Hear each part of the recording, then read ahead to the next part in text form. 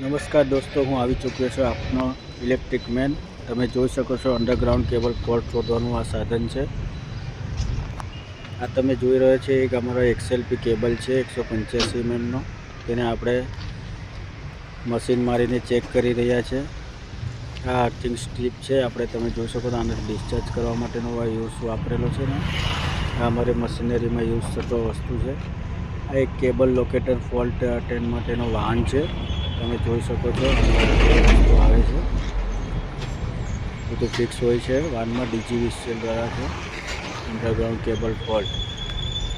આ એક lead check કરવું પડે, ક્યાં ફોલ્ટ છે, કેટલા ડિસ્ટન્સ પર છે, એ બધું આમાં જાણી શકાય છે।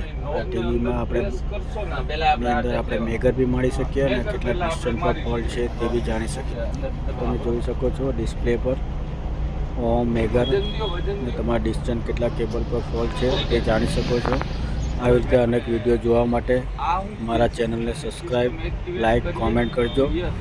તમને જે ઠીક લાગે તેવા વિડીયો હું મૂકીશ અને જેટલું બને એટલામાં વહેલું બધું શેર કરજો।